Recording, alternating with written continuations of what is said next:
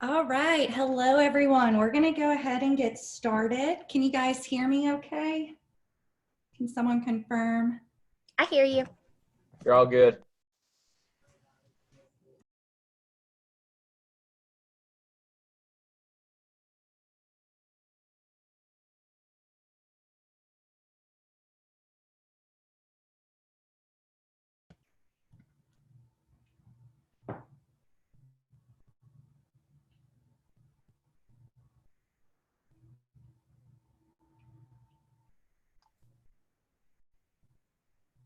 Michaela, if you're talking, I cannot hear you. Me either.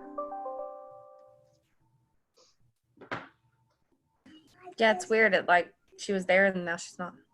Yeah, she started and then she broke up. Hey, can you guys hear me now? Now you're back. Yeah. Well, it helps if you have your microphone turned up all the way. All right, everybody, we're going to go ahead and jump in. Today's Digital Academy, we're going to go over audience extension, and we're going to look at how the process for ad network buys or audience extension works, along with some different strategies and tactics that you can use to extend your clients' current owned and operated campaigns, or even other campaigns that they have past our network. So jump in here. So as we move forward, where we're going to start off is looking at how our sites actually work as far as monetization goes. So publisher sites are robust with quality content. We've talked about that a lot lately, and our engagement numbers just show that, being able to reach 65% of the digital population that's online, and it's an engaged audience. And our owned and operated properties across the country are part of our own publisher network, the USA Today network, which you all know. But advertising on our sites, how does that actually work when we look at it? Well, we have inventory that's coming in, and we typically sell that direct. And when we say direct, what we mean is our own sales force. So everyone from our inside sales teams to our local properties and sites around the country, those 260 properties, and even our national team. So we sell our own inventory directly to advertisers. But what happens if we don't sell the space? What happens with that inventory and what actually appears there? That becomes the question. So as you're thinking through that, if what actually popped into your head was words like programmatic or ad network or audience exchange, you're absolutely correct. We allow our unsold inventory to be provided across exchanges for purchase by advertisers or by agencies. The terminology can get a little bit confusing because oftentimes we're seeing that people are using some of these terms interchangeably. So we're going to clear up a little bit of that confusion and talk through a couple of quick definitions of what it actually means here in a minute.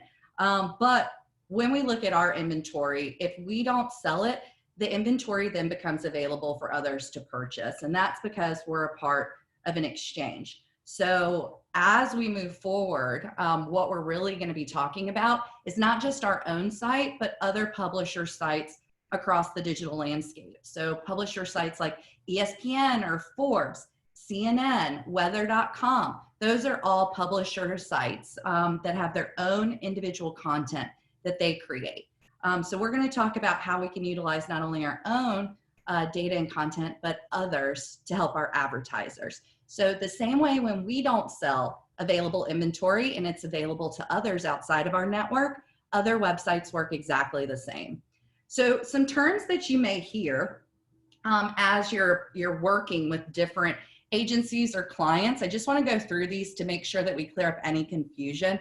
So first we have an exchange. An exchange is our digital marketplace of unsold impressions, and that comes from all types of publisher sites like we talked about. So it could be the USA Today network, from our local to national sites. It could be weather.com or Forbes, any of these major publisher sites.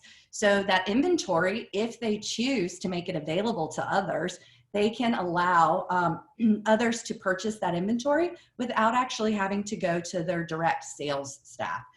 So some websites, the way this works is you could have a supply. So for instance, USA Today Network, we have an audience that continues to come to our site and garner page views. And that creates a lot of inventory of impressions. So we have a supply. A lot of sites have supply and they want to put that out and they want to allow others to grab that inventory. We also have demand platforms. So oftentimes we hear a DSP come up when you're working with agencies. So an agency could potentially implement their own trade desk where they're looking to buy inventory of other sites such as our network or others, and they could be purchasing from their own platform and grabbing our inventory. And then you'll also hear terminology such as DMP. That's a data management platform. And data management platforms collect data of everything that we're doing across the internet, across the digital landscape. It organizes that information and then it applies that information using first and third party data across the internet so we can access that and see what's going on. So where exactly does the data come from? Well, it comes from everything that we're doing online. It comes from social media. It comes from the content we're reading on news sites, looking at maps and directions, the items that we purchase online, gaming, searches that we're doing, finances we're checking. Everything that we're doing online is funneling in to these different platforms and different sources for us to be able to access, look at, and really dissect and go through so we can help our customers understand what consumers are doing online. So we take all of that data and then we layer it against available inventory, and that's what creates that targeted display audience that we're oftentimes going after and talking to our customers about and trying to encourage them to really take advantage of and dive into. So as we move forward, some of the things that I want you guys to think about are questions that you would ask a client, because this is really the starting point. And we've talked about this in some of our other trainings, but where we really want to dive in before we get into how to leverage an audience extension is who are the actual consumers that we're looking for? What are the attributes that define them? What are they in market to buy? What are some life stages that they're in? Have they recently had a baby? Do they look to be traveling in the future? Have they recently purchased a car? So what we're trying to look at is who are these individuals? What are they doing online? And then that allows us to find out how we can reach more of them so they can get their messaging in front of a target audience. So we've asked you guys to look at an advertiser that we're going to carry through some of these trainings.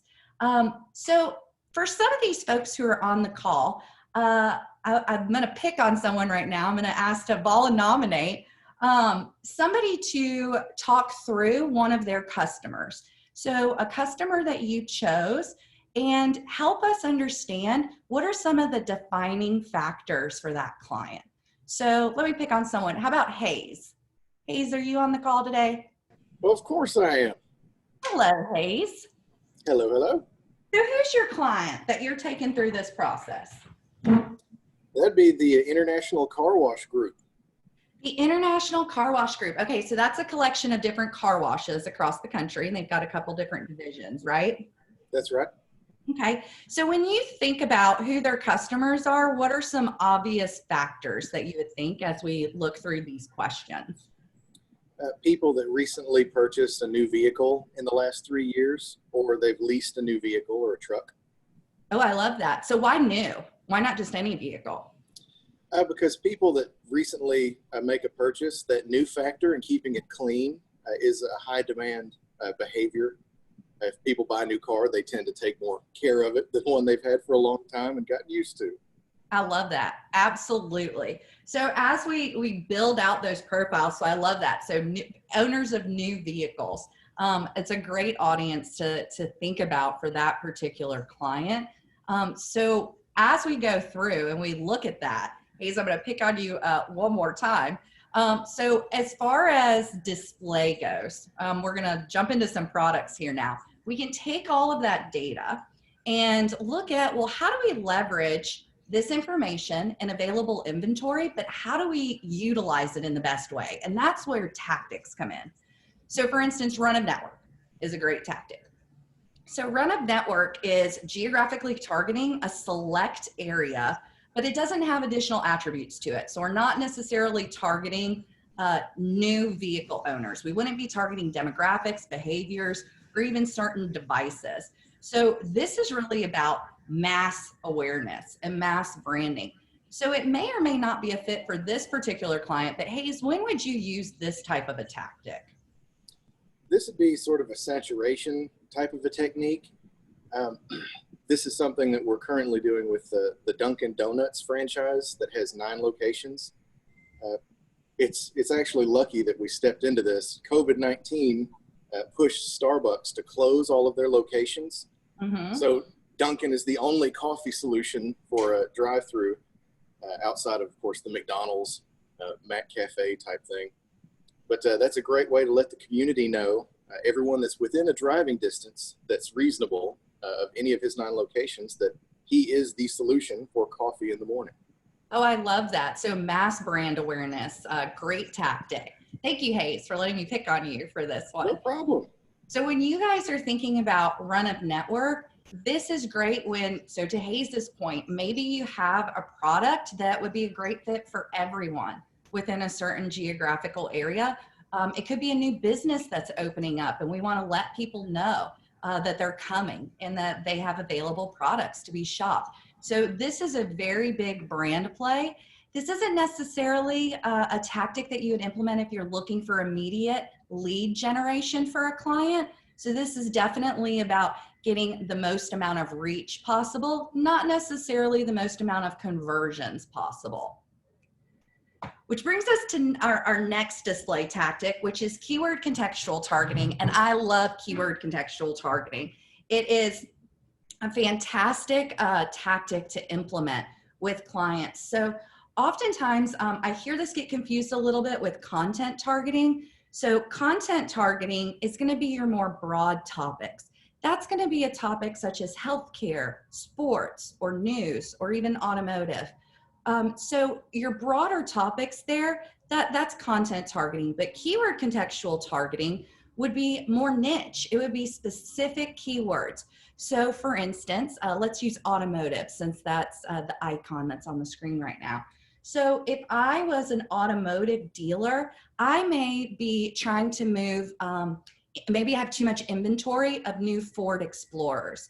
So I may be trying to get rid of all of my Ford Explorers that are currently new and on the lot. So what I could potentially do is target keywords, so appearing on website pages, the individual pages that have keywords that relate to new SUV or safest SUV to buy for a family. So there could be keywords that we would implement that maybe are more niche than just the broad category of automotive. And what's great is the content, the ad actually appears adjacent. It's on the page that the content that we're targeting is on. So the reason that that's important is when we do content targeting, your ad could appear anywhere. So think of webmd.com. That would be a healthcare site. Well, if I am a pharmaceutical company who is looking to push migraine pain relief medicine, I may want to be on pages that are only about headaches and migraines. And when people are reading content about that and they're looking for solutions, I may not want to be on a page that talks about a sprained ankle. So just because it's healthcare doesn't mean that it's necessarily a fit. So keyword contextual targeting allows us to get more niche and put an advertiser's ad next to the content that specifically relates to it. And that way you can have a much more niche campaign for some of your advertisers, particularly if there are certain products that they're wanting to move. So as you think about this, why don't we'll use the chat box on this one. Put in the chat box, when would you use this type of tactic? What would be a good tactic that this would support? So for instance, your advertiser may not be doing this right now, but maybe they're doing another campaign and you think this would be a really good support for that. What do some of those look like? So let's see. Andrea, mortgages, yes. So that's great for companies. You're absolutely right. And I probably should have phrased this question a little bit differently. So not businesses that this would work well for, although yes, you're absolutely correct, Andrea. So if I was working with a financial institution and I was trying to move mortgages or loans for mortgages, I would want to maybe target keywords like mortgage calculator or mortgage loans, even home refinancing. So you're absolutely right. But what type of other tactics would this support? What would you pair contextual targeting with? Would you think about some of our other products, maybe that these advertisers are utilizing? When would this be a good pairing? Search retargeting, very good, Brittany. PPC, yes, very good, absolutely. Branded content, I like that, Glenn, that's great. Site retargeting, absolutely, Amy, they've already expressed interest in the business. Those are all great examples. So when you think about keyword contextual targeting, again, this is something that can be utilized as a way to help move more niche areas of focus where something more broad, like what we just looked at, which is run a network, may not be a good fit. Okay, so now we're going to go into geofencing, and I know a lot of you are familiar with geofencing. I know a lot of you love this product. So this might be just a refresher. So again, geofencing works based on the physical location of a mobile device. So what we're doing is we're tracking devices, and where we really start off are, what are some target locations that we would want to go after? So for instance, if I'm a car dealer, I may want to target auto repair shops. I may think that, hey, if somebody has to keep going to an auto repair shop, maybe they are a typical customer or consumer who may be interested in a new vehicle. They may feel like they're going in too many times and getting things fixed and the expense just isn't worth it anymore. So what we could do is set a latitude, longitude pinpoint around each specific auto repair shop that the dealer wanted to target. After someone goes into that repair shop and they leave, if their location services are on their phone, then we can start displaying ads to those consumers. And if a consumer either views or clicks on the ad and then later goes to the dealership, we can track that conversion and we can see where did they originally come from. So what auto repair shop were they originally at? And then when did they get exposed to the ads? And when did they actually go into the car dealership? And I think that's fantastic amounts of information. So as you think about geofencing, this is a really good pairing for clients. So as you go through and you're thinking about these current clients that you're looking at as we're going through this journey, how would you leverage geofencing? What are some locations that you would target for this particular customer? So I'm going to pick on someone else on this particular one. So Brittany, I saw you're on the chat, you're on the call. Who's your client that you're carrying through this process with us? Sprints. Oh, very good. So furniture store. Mm-hmm. So for a furniture store, what are types of other locations that you may leverage geofencing with? Potentially competitors or other furniture stores in the area. Very good. So you would use conquesting potentially for this. Yes. Very good. Yes. So that is an alternative. You're absolutely right. So what I would encourage is if you're thinking of, which is a great point, Brittany, if you're thinking of going after competitors, make sure you understand the buying process and what that cycle looks like. So Brittany's right. Some furniture stores, oftentimes you're perusing, you want to touch the inventory, you want to sit on it. You want to feel the texture of the fabric. So people oftentimes will shop around and it's a longer buying cycle and you do have an opportunity to convert them. Whereas with car dealerships, sometimes that can be hard if you deal with other car dealers because most people only go on average to 1.5 dealerships. So the chance by the time they're on a lot of getting them to convert might be a little bit lower. So you might have to think of some different types of targets. So what I would encourage you to do when you're trying to leverage geofencing is think through that buying cycle of your consumer and think through where would they go? Why would they potentially be interested in this product? And what mindset could they be in at that moment when I could reach them and really get my message in front of them and show them my particular customer and what benefits they have. So that takes us next into addressable geofencing. So addressable geofencing works a little differently. This is where we're directly targeting specific locations of residences. So what we do is we take a list of addresses and we geofence those individual homes. When we geofence those homes, what we can then do, again, so the same way we can track conversions for if we're targeting brick and mortar businesses, we can also track conversions from residential homes. So if we, for instance, had a database from a customer, so the same customer Brittany just talked about, maybe they gave us a database of everyone who purchased from them in the last 2 years. And what we wanted to do is remind them that this furniture store has all kinds of items and great selections for them. So we could take that list of people who have actually purchased in the past, and then we could target them in their homes. Sorry guys, working from home situation, we got a barker in the house.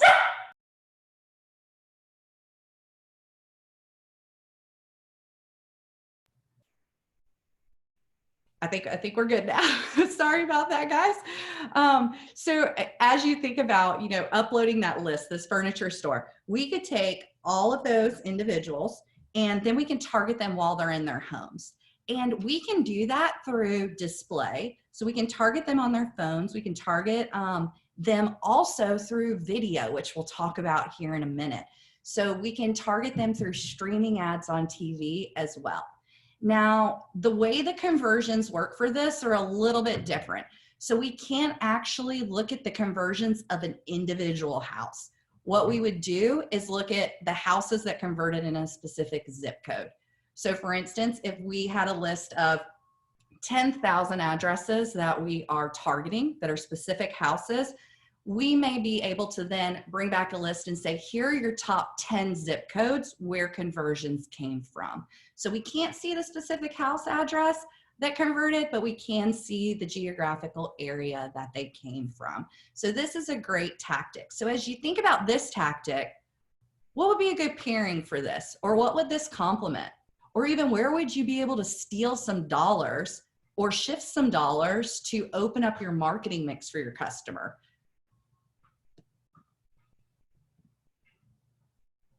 I love that. Email blast. Absolutely. Oh, I see a question from Marty. Email blast. Very good. What's the best way to find neighborhoods if they don't have a database?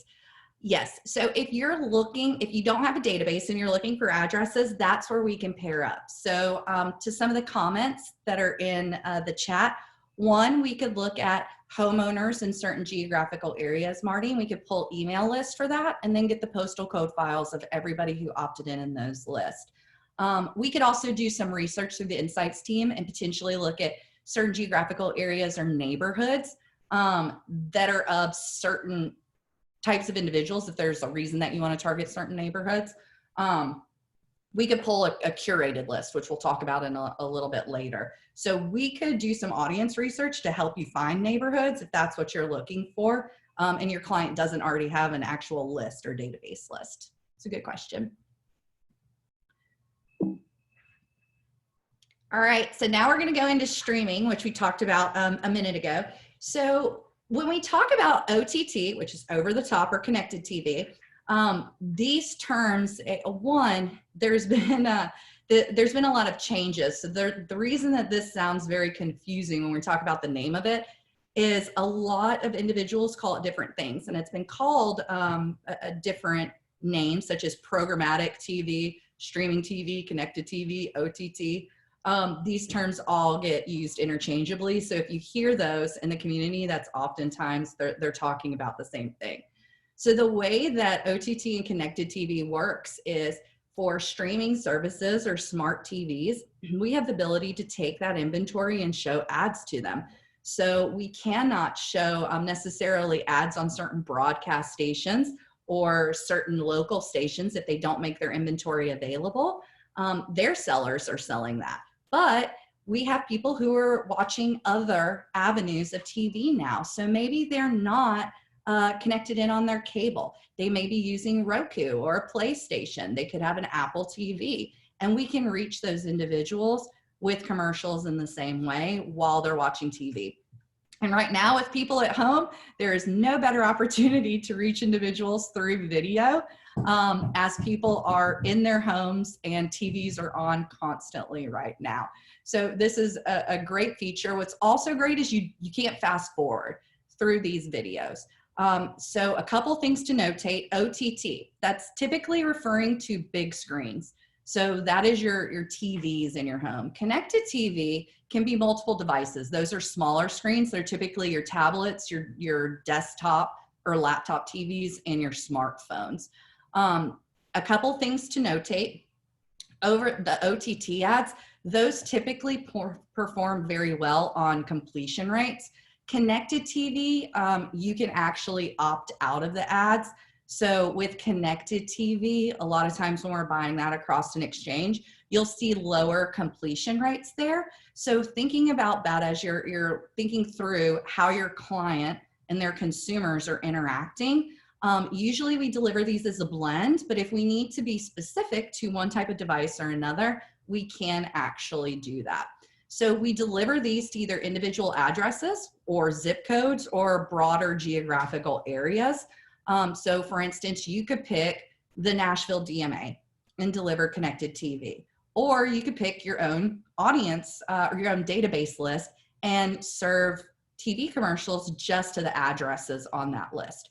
So it's a fantastic opportunity to help your clients extend the budget. What's also great is these ads only appear when a screen is on. So the screen has to be live and active in order for the video to play, which is an advantage over TV. So for instance, you may purchase spots that run. Those spots are going to run 30-second spots, whether 10,000 people are watching or 100,000 people are watching.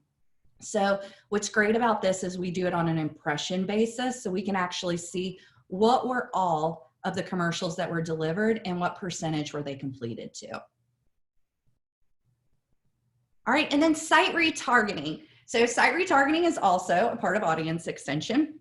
And this is, most of you all are familiar with this product. Essentially the way it works is a website visitor goes to your site, they explore the site, they leave the site, and as they're traveling around the internet, based on a pixel that we put on the website, we are able to then track that consumer and serve ads to them as they travel across the digital landscape. And those ads can be served across social media or any type of publisher site that we're talking about. So site retargeting is fantastic. Every customer that we're working with, we should be coupling site retargeting with them. We should be reminding people about their products and services, and oftentimes individuals aren't completing a sale right away, or you get distracted.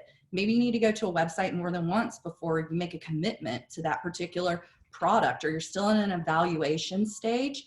So as we go through site retargeting, this is a great tactic to implement for anybody that we're already driving traffic to their site. And it doesn't have to be the overall site. You could actually target just specific pages or sections of the site. So for instance, Brittany's customer, so she talked about a furniture store. They may want to have certain ads retargeting people who are looking at bedroom furniture, and they may want a different message shown to people who are looking at living room furniture. We can do that. So you can have different tracking and retargeting metrics for different sections of the website, and that way your creative can change depending on what an individual is looking at. Which then brings us into dynamic inventory. So dynamic inventory retargeting is great. The caveat to this is you do have to get a custom audit. So for these, you can't just go out and sell it. You do have to get a custom audit, and we do have to go through a little bit of an evaluation process because we have to make sure that we're able to work with their particular inventory feed. But dynamic inventory is best used for a client who has inventory on their site, such as a furniture store, automotive, or they're moving a particular product. And they have a feed coming in and it shows here are the individual items that you could potentially purchase. So as you explore those individual items, which I'm sure this has happened to everyone who's on this call, you leave the site and then you see, oh my gosh, there are those shoes I was looking at Nordstrom's following me around. Of course, I'm going to click on this ad and now buy them. So this is a great way to stalk your clients' potential consumers with the individual products that they've already expressed interest in. So what we would do is, you can see from the icon on the left, the visitor goes to the site, they spend time there, they look at products, they leave, and then we track them with those ads. So this is a great opportunity to pair with e-commerce. So we talked about those e-commerce landing pages that we're rolling out, the micro sites, if you will, that are a little bit different than the customized sites. This is a great opportunity and option even for those customers. All right, list retargeting and data onboarding. So we get a lot of questions about this. So the same way we were talking about, we could take a client's list and we could target those addresses. Well, we can also take that list and upload it into our system. And we have a partnership with another company. And what we do is we upload that list, and then we can track those individuals across the internet. And we can show ads to them on a one-to-one basis, which is fantastic. So think about if you're working maybe with an entity and somebody needs to come in once a year. So let's go back to that Hayes customer who is a car wash dealership. Well, maybe they want to target their clients who they know have purchased ads, and they have a royalty program. So as they collect those email addresses, maybe what they want to do is let people know, hey, you hit your 1-year anniversary of having a membership with us for this car wash. Come in and we're going to give you a free full detail. So you could do that. You could have clients that you track and you sort your database that way, and then we can target them with different messages individually. So think about this even for appointments. So salons, right? Maybe somebody hasn't come back in a while and you want to tell them, hey, we've got great new colorists who are here. We've got great new stylists. Come back, give us a try again. So there's all different ways that we can use these lists to leverage and talk on a one-to-one basis with our clients.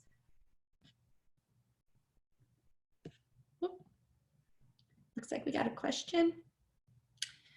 Would I recommend this for a yearly sale? Hey, Beverly, take yourself off mute. Let's talk through that for a second. Hi.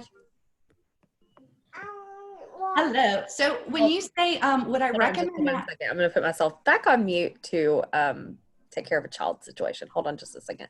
That's okay. We can do it at the end if you prefer. No, I'm good. So she's like eating a peanut butter sandwich and talking to me at the same time. And I'm like, no. Okay. So what was your question? I'm sorry. So when you say, would I recommend this for a yearly sale, what type of advertiser are we talking about? So he's furniture, but he has this yearly sale that he reaches out to previous customers and we use a database. Uh-huh. I'm just trying to think of some new stuff. We've always done direct mail. And it's just getting more and more expensive with postage rates and printing rates and stuff like that. So we were talking about some new options. With the coronavirus stuff, he's not 100% sure that it's going to happen this year. So I just felt like if I could come up with some kind of newer ideas that would give more dynamic results instead of kind of the same old, that we might have more interest with it. Yeah, so that is anybody who has a direct mail list that they're using, this is actually a great fit for.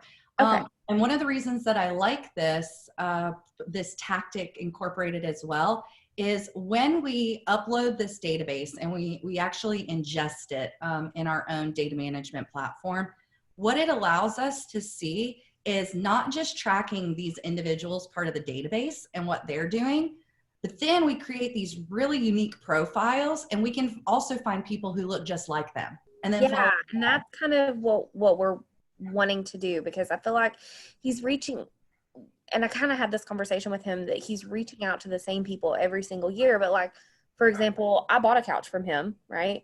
And I'm sitting on it and I don't need another couch for a while. Now, if I have another furniture need, of course, like he has great process and great customer service. And of course is my client and, you know, all of the things. And so of course we'll look at him first if we're looking for other furniture needs, but I think instead we were kind of having a conversation about mirroring the customer instead of maybe continually reaching out to the same people. So, because he's done that for years and years, and I just feel like it's not as beneficial as it could be.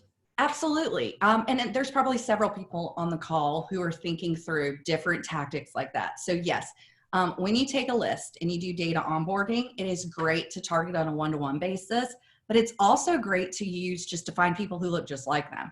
So to Beverly's point, if you have a list that maybe you've saturated, they're still really good clients, but maybe we're hitting them too often. We can still take that list and leverage that list to find other consumers who potentially have the same purchase habits. So that was a great question, Beverly.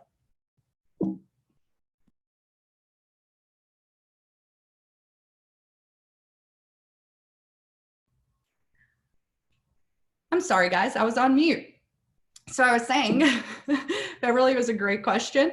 And for anybody who has a database list, that is an absolutely fantastic way to not only leverage hitting those specific individuals, but if you have a customer who feels like, you know what, we might have saturated this list already, we could still take that, ingest it, and then find people who look just like it because they could have similar purchase habits and be of a similar demographic group. So that was a great question. So our next tactic that we're going to look at is search retargeting. Search retargeting is fantastic. Any of your clients who are doing paid search, this is a great product to pair with it. So essentially, and if they don't have paid search, we can do this too. But we can take, if you're running paid search, we can take their list of keywords that are relevant to the brand or the products that they're trying to move or any sales that they're trying to promote. And what we can do is upload that list and then retarget individuals who have searched for those products or services across the internet. And then we're showing them display ads. So this is an absolutely fantastic pairing with paid search. And you guys know this, not everyone who's running paid search gets seen all the time, right? You're competing. There's only so many places at the top. And there's only so much budget that goes so far. And depending on what the demand is, they may not show up all the time.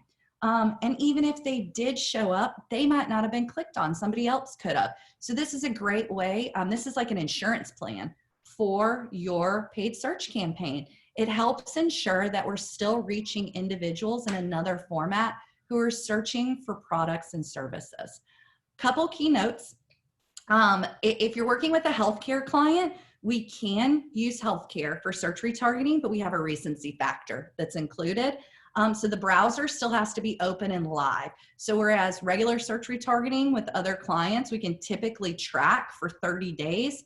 With HIPAA, it has to be recency because what we don't want to do is show a specific ad that is healthcare related to somebody's computer and maybe it's not still them on the browser. So that's one note there. And then regarding legal, something that we run into often with law firms is there is a misunderstanding, a misconception that lawyers are not allowed to do retargeting, whether it's site retargeting or search retargeting. That is not accurate. There are no rules or regulations against that, and we run these campaigns all the time.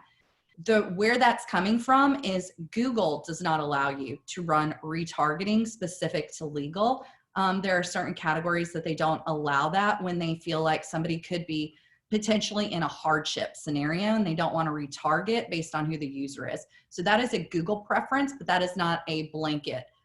So although we can still capture what people are searching on Google, we're not using Google's display network to track people and retarget them. We're using other platforms and other networks to do so, but we're still capturing those same people who are searching on Google. And then whitelist and blacklist. So whitelists are when we can take a list of either sites. So we can either create a list of sites for a specific category, or we can use ComScore to find a specific set of lists.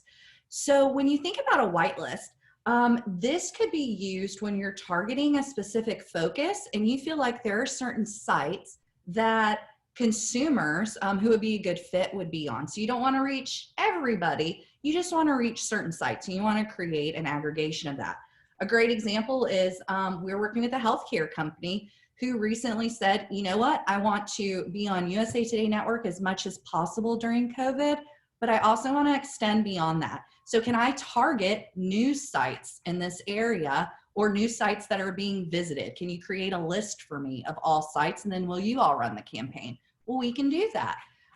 Think about it in the same way. If you are Hayes, so he's working with this group that's the car wash company.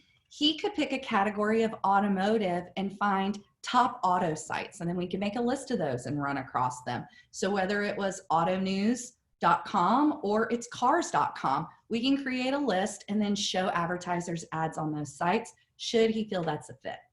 Now, in the same banner, if we have clients who don't want to be on certain sites because it doesn't fit with their brand messaging, although we run in a brand safe environment, we do follow all IAB guidelines, there are certain sites that certain companies just don't want to affiliate with. Well, they can provide us a list of those and we can blacklist the sites to ensure that they're not going to be running on those. So particularly when you're thinking about the political environment, when we get into heated political environments, sometimes there are certain sites that companies just do not want to be affiliated with because they feel that the politics are too sensationalized. That's okay. We can still help them and we can create those lists for them and then make sure that their ads are not appearing there. And last, we have curated audience. So curated audience is where we can build out a list of local households that meet certain demographic or interest-based criteria. So think about that addressable geofencing that we talked about earlier. So imagine you have a list of clients. So maybe it's, here's 50,000 clients that have at one point purchased from me. But maybe they only want to reach some of those clients. They don't know which ones. Maybe they only want to reach certain demographics. Or maybe it's Brittany's customer, but they only want to reach households of people who have children. Maybe they have a sale on bunk beds right now. Well, we could do that. What we could do is take their list and say, we only want to reach people who have children in the household under a certain age. So we can curate that audience and it will help take out some of the wasted spend potentially of households, which maybe they don't want to reach. So this is a great way to leverage targeted data and specific lists of addresses and bringing those together. If you want to get numbers for curated audience, this is something that we need to work with the ad ops team and custom digital audits for. So we can help create this curated list. Now, what we cannot do is project inventory and what's available. So just know that we can't get specific as far as inventory goes. Here's how many impressions we think we can deliver to an exact number. We can try to give you some rough estimates, but it's really going to be based on not just those households, because we won't know the number of households. We'll have an original starting point, but once we add the layers on, we don't always know how many get eliminated. So that's why we can't give an exact inventory number of what we're able to deliver. But this is fantastic. It's a great way to leverage targeting specific lists, but also pairing that up with specific attributes that you want to go after so that you can make it much more laser focused and help your advertisers' dollars go farther. And all of our reporting is in Client Center. However, I will say some of our more advanced or robust display campaigns may not be in Client Center. So some of these campaigns will get customized reporting in another customized dashboard, but the majority of our campaigns are going to be in Client Center. And all of the campaigns that we talked about here, I think what's important to remember is the advanced reporting that you all have the opportunity to leverage, such as view-through conversions and form fill conversions or purchase conversions. So being able to take some of these display campaigns and then be able to show the conversions that are happening and the attribution on a customer's end.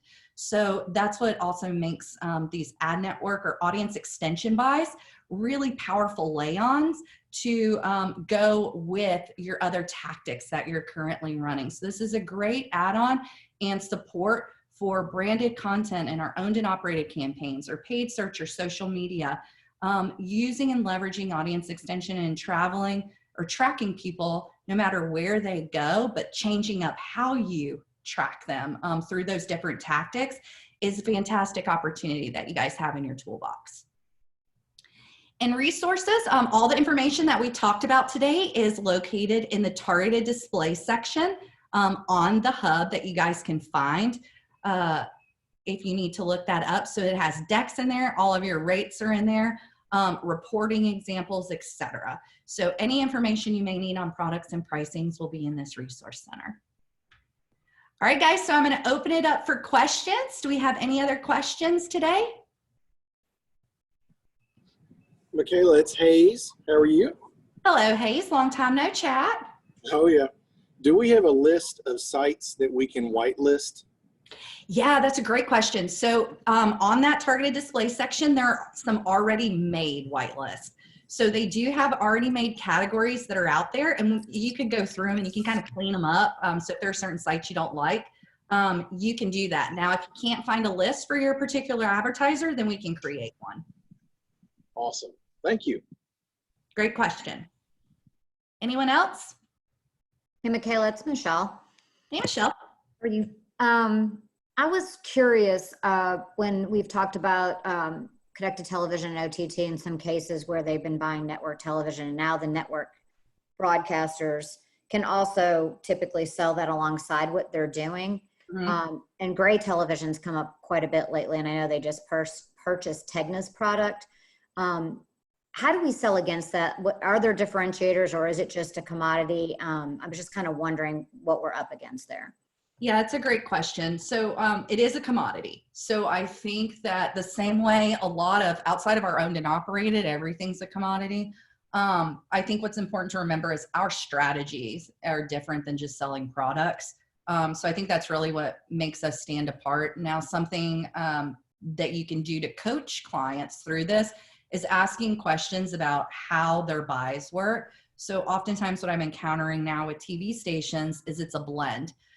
So if they're unable to fulfill the commercials or spots that are running, they're also doing a blend with OTT. It could be a blend of their own inventory. So it could be pre-roll on their news sites. And then what they don't fulfill, they roll over into the same type of OTT or connected TV that we run. So theirs is more of a blend. So oftentimes what I encounter is I could be talking to an advertiser who only wants to run on big screens and they only want to run OTT with us. And I'll hear them say, well, we have much lower CPMs with someone else. And then what we find out is it's blended inventory. So it's not always apples to apples. So coaching them through how to ask questions and really understand what they're getting will help us have a more robust conversation with them. Okay, thank you. It's a great question. All right, guys. Well, if we don't have any more questions, we're going to wrap for today. Thank you all for attending, and we will see you next time. Thank you.